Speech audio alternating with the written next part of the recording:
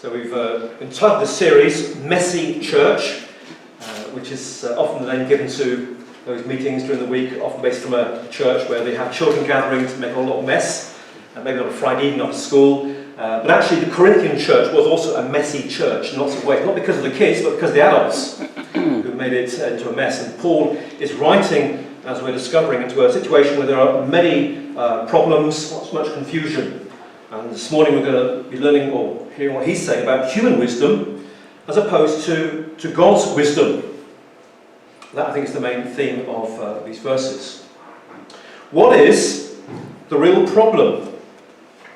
Because at first glance, you look at these verses, starting at verse 10, the main problem, you would say, is disunity. The church is fragmented, it's got factions. Verse 10, I appeal to you, brothers and sisters, that all of you agree with one another. There may be no divisions among you. I hear there are quarrels among you. And that may be true of many churches, actually. It's certainly been true in the past here, in years that have passed by now. And as you go through Corinthians, you see there's plenty of evidence for this. By chapter 6, we read that they are suing each other. They go into court to sue each other in the church. And in chapter 11, we heard this a few weeks ago when Steve was speaking about communion. In chapter 11, Paul says, I've got no praise for you at all, because when you come together to celebrate the Lord's Supper, there are divisions among you. And you're not considerate of each other when you actually share the supper, which is, of course, a sign of unity. But when you hear about divisions in a church, and I'm sure you've heard about it many a time, it's almost always a symptom of a deeper problem. And here, I think the deeper problem becomes clear very quickly. Secular culture had invaded the church. Secular culture had invaded the church. Now, remember last week when Steve introduced this book of 1 Corinthians, we understood from that actually it's an entirely different place to where Paul had been brought up and studied in Jerusalem. Corinth is in Greece, and it's inherited the Greek philosophical legacy. We read last week from Acts chapter 18, when Paul was in Corinth. In Acts 17, Paul had arrived at Athens, just a few miles from Corinth. And before he came to Corinth, he spent some time there. And Luke was with him there, and he says this in Acts 17, all the Athenians and the foreigners who lived there spent their time doing nothing but talking about and listening to the latest ideas. Athens, and much of Greece, was a talking shop. And fashion at the time wasn't about what you wore, it was actually about what you thought, the various ideas that were going the rounds. That place, Athens in particular, but also the whole of Greece, was, we recognise now, the birthplace of our modern democracy. Again, people stand around and talk about those ideas. If you ever spent some time watching the debates in Parliament, you might recognise a little echo there of what started off in Greece. The Greek word for people, demos, of course, gives us our word democracy, democratic, and a whole lot of other words connected with that. Socrates, Plato, and Aristotle, some of these great names of the ancient world, were all from Greece, and all of these are people who began to wrestle with some of these philosophical conundrums. Particularly, how do you know what is true? How do you know what is real in this world? These are quite deep things to be thinking about, aren't they? What is real and what is unreal in this world of ours? People like Plato and Socrates asked. And their answer was this: we've got to tease out the answer by using our reason, by debate, by using the art of rhetoric, which is to find words to persuade people, arguments that will persuade them of your particular point of view. And so in Greece, different schools of thought emerged, a bit like our political parties today. So you have in Acts 17 a record there of the Epicureans and the Stoics, two different groups that grew up around two different schools of philosophy. Not dissimilar perhaps to our parliament, with those benches facing each other, the government on one side, the opposition on the other. And as they debate, they think that there might be some sort of wisdom that will come out, emerge from that discussion. Here is the point about all this stuff. Wisdom for the ancient Greeks, and I think for people today as well in the Western world, is an exercise in human reasoning. exercising human reasoning. And without thinking about it, the Corinthians had imported that thinking into their church life. So here, for instance, we see in verse 12, one follows Paul, one follows Apollos, one follows Cephas, and the one says they follow Christ. They were comparing themselves to different Christian leaders. They noticed, for instance, there was a difference between Peter and Paul. Cephas is Peter.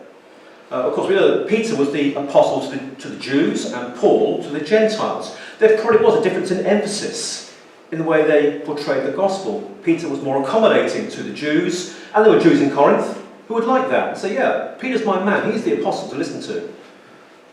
Paul, of course, was more concerned to reach out to the Gentiles and not to put too much emphasis on the law, because, of course, he would say that is now obsolete as a means of coming to faith. Christ has replaced the law. And so some of them said, no, Paul's the man, he's got the latest teaching.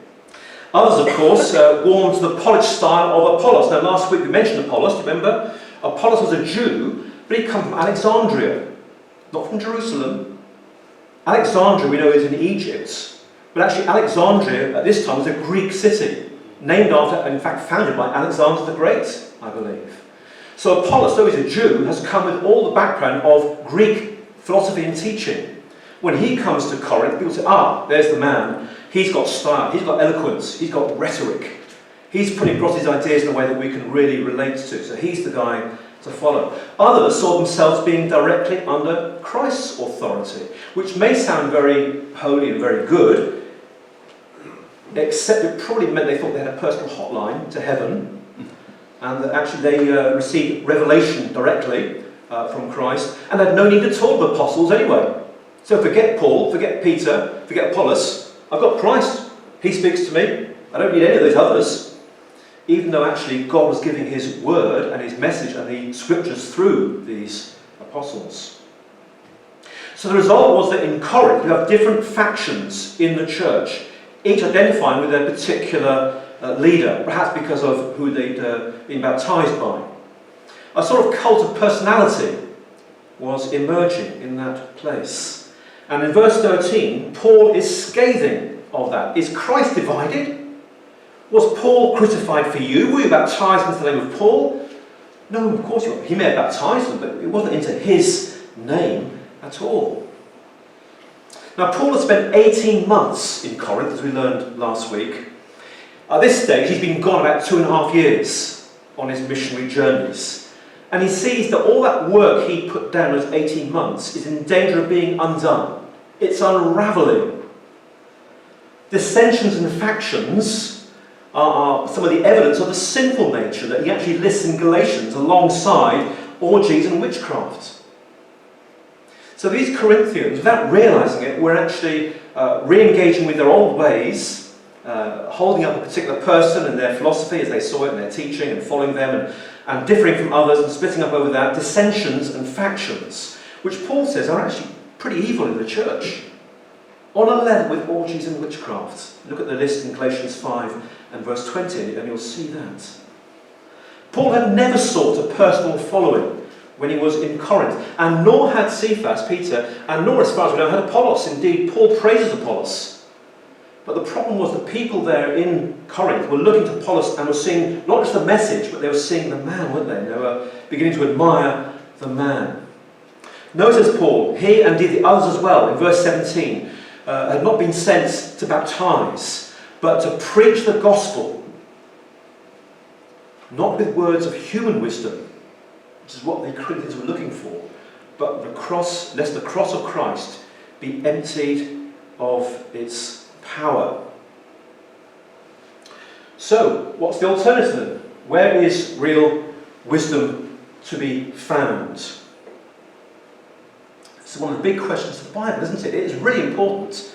We were telling those youngsters earlier to think about how they start in life, the path they're going to follow. Is the fear of the Lord the first step that they take?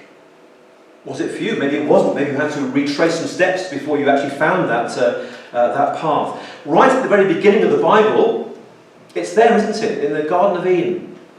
Eve looked at that fruit and saw that it was desirable for gaining wisdom.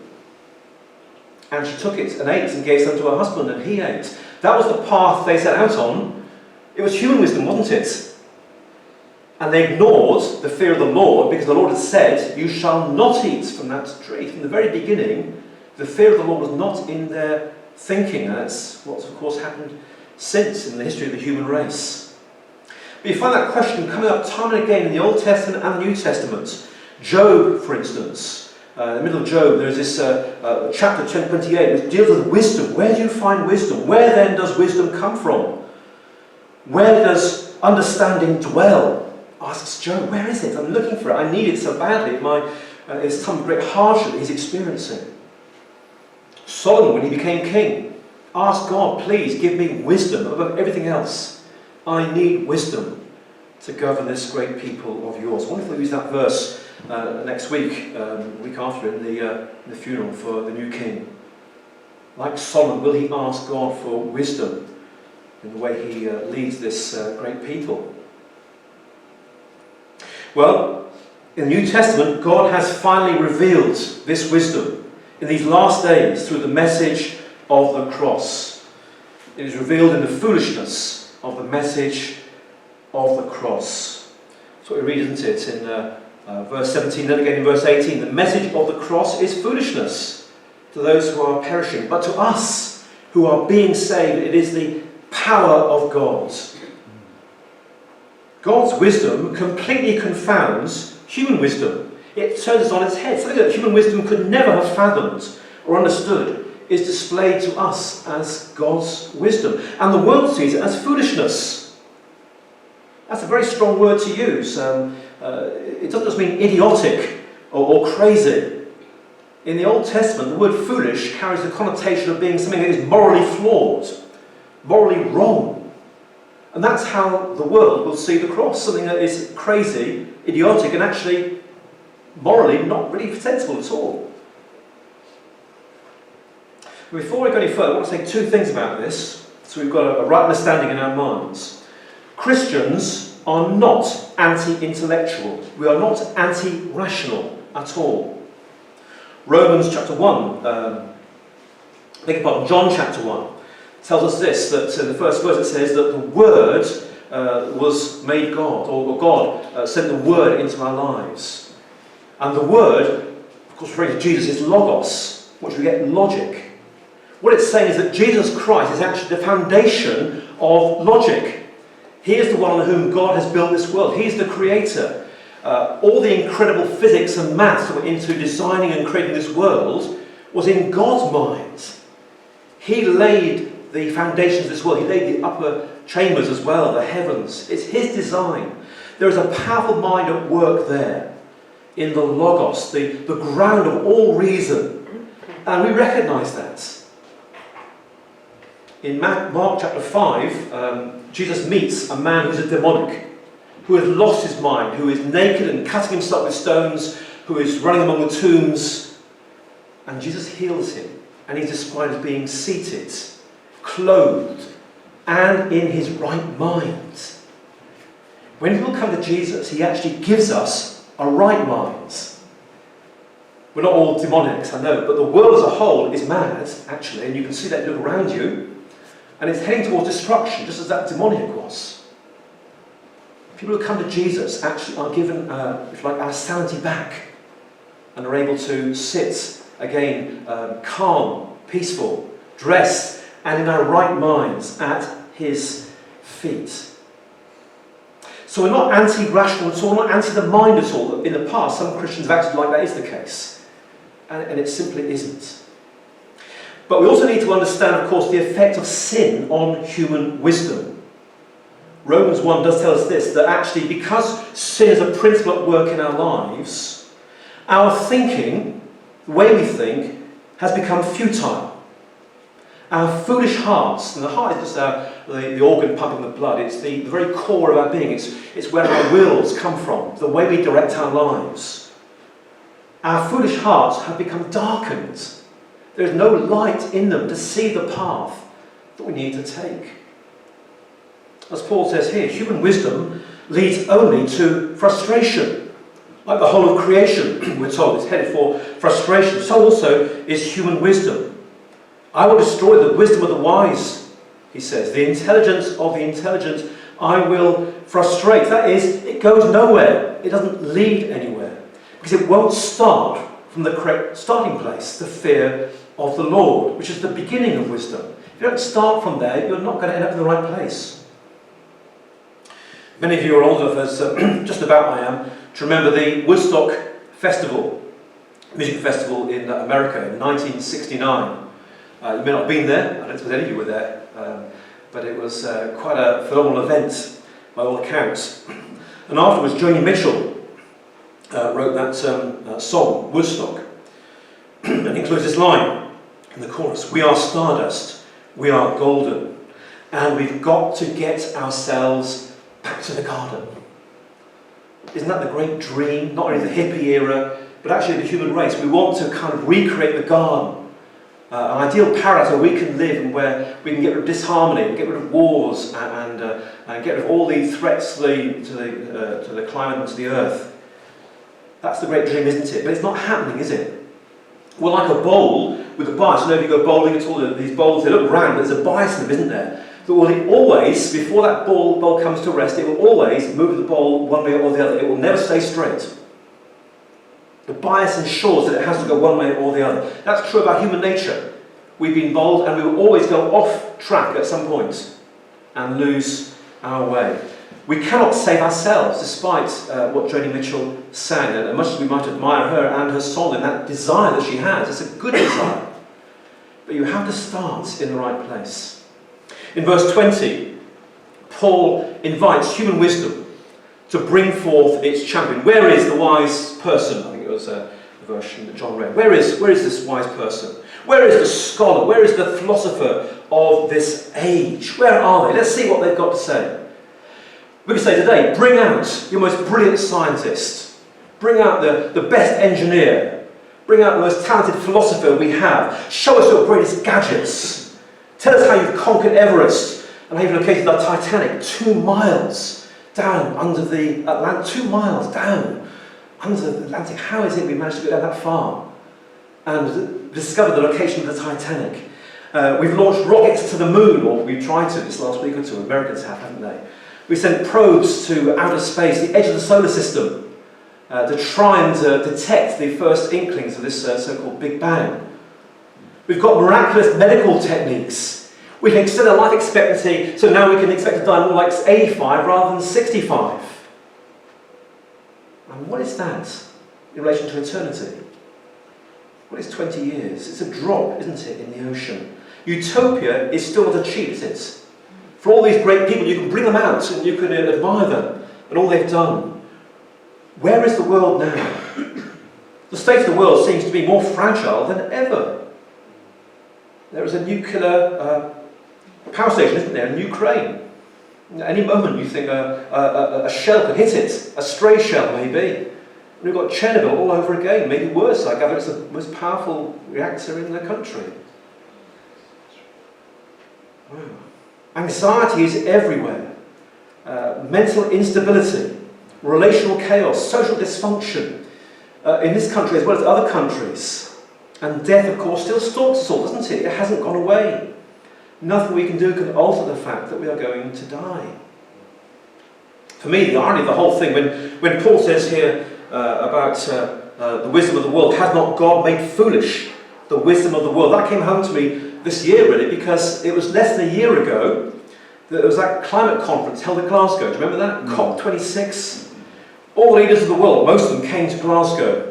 And 2 weeks or even longer than that, they were debating and passing all sorts of intentions, targets to be set. A global emergency was declared. And you think, yes, well, let's do our best to help them and to follow these and to meet these targets. 3 months later, Russia invades the Ukraine. Russia, one of the 5 powers of the veto on the Security Council, invades the Ukraine. Has anyone calculated the carbon footprint of the war that's going on now in Eastern Europe? Today is also the anniversary, isn't it? The 21st anniversary of 9/11. And you think of these sort of events and you think, has not God made foolish the wisdom of the world? What good are my eco-efforts when Putin decided to invade Ukraine with tens of thousands of soldiers and artillery shells and blows up oil depots and all that smoke that's going? What good is it if I actually stop eating meat? Or put a solar panel? I mean, I'm not saying these things are wrong to do, but you know, if I buy an electric car or I put more plastic into recycling, how is that going to offset 1 million tons of oil or something that's burning out there in Ukraine? Has not God made foolish the wisdom of the world? So our wisdom, human wisdom, ends in frustration. God presents his alternative in verse 21. Let's look at that again. For since, in the wisdom of God, the world through its wisdom did not know him, did not fear him, did not acknowledge him, God was pleased through the foolishness of what was preached to save those who believe. To save those who believe. God chose to open heaven's door through the preaching of a message. In verse 23, that message is described as 2 words: Christ crucified. Paul writes, we preach Christ crucified. The execution of a holy, righteous man, the Son of God, on a Roman cross, was a sacrifice acceptable to God to cleanse me of my sin, to cleanse you of your sin, to wipe clean our guilty consciences before a holy God, to raise us to new life, to be in union with our Maker and Creator, the God who wants to be known by us as Father, to become a child by adoption of God himself. This is unthinkable to Jews, we're told, who wanted or expected a victorious, miracle-working Messiah to storm Jerusalem with angels and his troops behind him, expel the Romans and set up an earthly kingdom, performing great signs and miracles. It's unthinkable to the Greeks, looking for a philosopher king who would actually spellbind people by his wisdom. And people say, here is a man whose every word is just absolutely beautiful. Here is a Socrates and an Aristotle and a Plato all rolled into one. But instead, verse 24, we are told, to those whom God has called, both Jews and Greeks, Christ, the power of God and the wisdom of God. It's what they want, those Jews and Greeks, it's all there, but it's in Christ, but it's hidden from them, isn't it? He has got the wisdom and he has got the power as well. He combines them all, but in a way that they can't recognise because they don't start off on that first step on that path of recognising the foolishness of the cross as actually the wisdom of God. To draw towards a close, I want to offer you a parable. 20 years ago, I moved career. I changed. I started school once as well. I left my school teaching and I began as a pastor in Somerset. And we moved to Chard in Somerset. We were there yesterday actually, going back and met one or two of the people we had known when we first arrived there. And for the first and only time in our lives, I suspect, we bought a new house. I mean, a brand new house. It hadn't been lived in before. We thought, well, this sounds good, you know. It was the last one on this particular road, and we thought, yes, we'll have that, and we'll see what it's like to have something. Everything's brand new, not a mark on the walls, you know. And if anything is wrong, you can call the builders, and they'll come and fix it immediately. Well, eventually. The front of the house was all the grass now, the plants, the landscape section. It wasn't a very large front of the house, but the back of the house was bare. It was like a ploughed field. It was just like that there, just earth, without anything in it. And I think, well, that's okay, because we can create our own garden. I think they put down a few inches of topsoil over the top, so you had that as a starting base, and we ordered some turf and laid our garden mainly to lawn. And took great delight in our new garden that we created. As long as it was this new house, it was all pristine. And then over the weeks and months that followed, as the grass settled in and I began to tend the garden and to mow the lawn, I noticed these things. Well, that's what our lawn looked like initially. So that was very similar to the house actually we had. It's a brand new house. There's the lawn laid. And then after a while, who recognises that? What is it? No. Chickweed? I think it's bindweed. Bindweed coming through the grass. In fact, we had a fence next to us, and there was some open land next there, and the bindweed was coming under the fence and into our grass and up through there. But actually, I think some of it had been there already, actually, in that soil that we put the turf over. The bindweed was coming through, and so I began to think, how can I get rid of it? Have you ever tried to dig up bindweed? Don't. Don't try. You'll never find the roots of it. I think you can kill it, but not by digging it up or trying to find the roots, unless you're very, very fortunate and got something that can go about 3 feet deep and you're digging. But it wasn't just the bindweed and the other weeds that began to emerge. As I mowed the lawn over the next year or so, stones were coming up as well. Where did that stone come from? And I would take out this great big sort of boulder from the earth. And it's as if there was something coming up from under the ground, and the topsoil was gradually almost melting away, and there was these stones emerging. And then at one occasion I found a piece of metal. I thought, what's this bit of metal doing here? And I began to pull it. It wouldn't come, so I began to dig further and further. And eventually, a 6 feet long stretch of corrugated iron was under my lawn. Builder's rubble that they'd left, that hadn't been seen when the topsoil had been put down, but it was there. And somehow these things come through the earth and up into the surface. And it only took about a year or two. Where did that come from? Where did these stones come from? Where did these weeds come from? The hands full there with that particular garden. But here's the point, here's the parable. The church of Corinth is like a newly planted garden. In fact, have a look at chapter 3 briefly. Chapter 3 and verse 9 of 1 Corinthians. We are God's fellow workers, he says to the Corinthians. That's Paul, Peter, Apollos and others. You are God's fields. You are God's field, or God's building. And Paul talks in those verses about how he has planted and Apollos has watered. It's a garden that he is trying to grow in Corinth, a garden for God, or a field for God. You, he says, are God's fields. But the soil in Corinth is very different from the soil in Jerusalem, or indeed even in Antioch.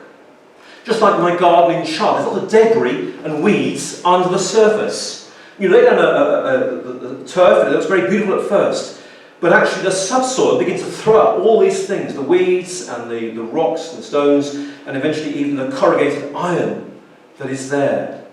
And here is Paul trying to weed the garden in Corinth. Do you see that? And show them where these things are, because the Corinthians don't even seem to be aware of these things being there. They're blissfully unaware of these, if you like, cultural blind spots they have.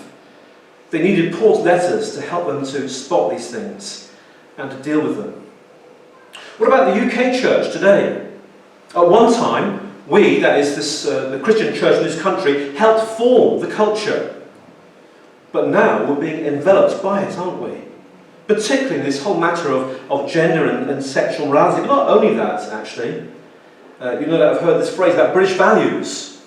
When Mark Perkins became a British citizen a little while ago, he had to study British values. And you think, well, those are probably good things on the whole. Justice, freedom of speech and so on. Yes, many of them are. Tolerance, well, yes. But does tolerance mean you've got to deny there's any absolute truth?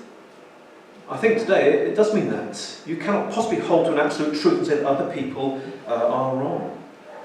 If what they believe is acceptable to the rest of the nation. So we're in a country now where the culture is changing rapidly, and we are being pressed time and again, aren't we, to accept that culture into our church. Many churches are doing that, aren't they? They are accepting these ideas that come in from the world, just like the Corinthian church. But Romans 12 says this: do not let the world press you, squeeze you into its mould. It will try and do that. Both for us as a church, but also individually, for you. The world will try and squeeze you into its mould. And it's the word of God we have to hold to. It's preaching the message of salvation, but also walking according to the wisdom that God's word gives us. We must hold on to. It's so essential that in this church, as in others as well, that God's wisdom is presented week by week. We recognise that this is God's word to us to keep on that path and to be able to deal with the things will come through the surface. We will have stones and weeds and rocks and maybe pieces of iron to deal with. Inevitably, because we're part of the culture as well. but we also will have God's wisdom to know how to do that. Two quick things to finish with of application. First of all, I want to ask you, how important to you is the individual personal charisma of the speaker week by week? Are you actually listening to the message week by week, or are you admiring the person or their gift that is speaking from here? Whoever it may be. Think about that carefully, because I think a lot more of us actually are in the latter category than we perhaps realise. This country, less so than America perhaps, but this country does have a celebrity culture.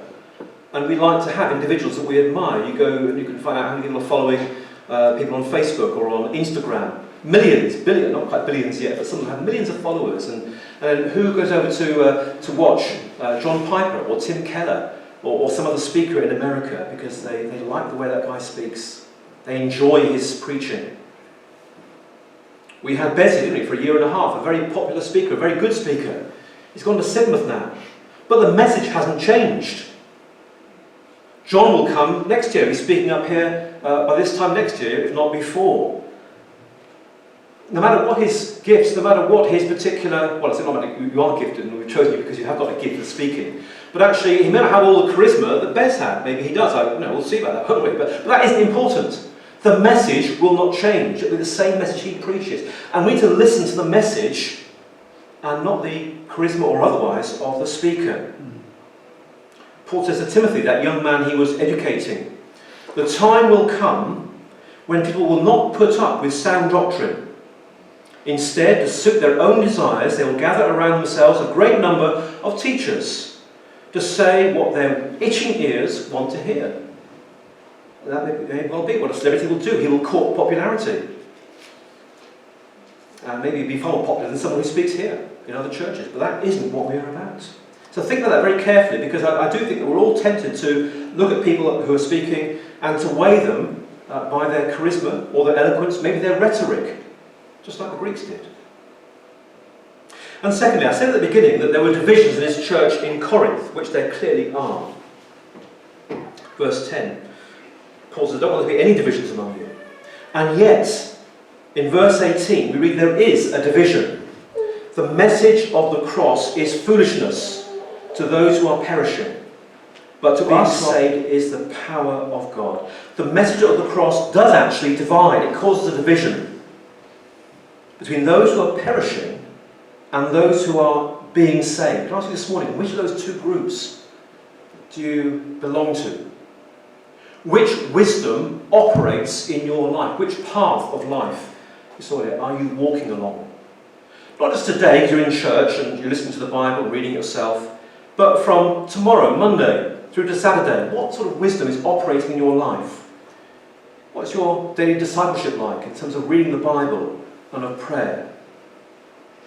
How deep into the soil has the message of the cross penetrated in your life? What sort of obstacles is it finding? What's it coming across there? Are you recognising them for what they are? Or like the Corinthians, are you blindly unaware that they are there and they're coming to the surface, and they may even take over and return that garden to a wilderness if it isn't cared for properly? Let's bow our heads in prayer.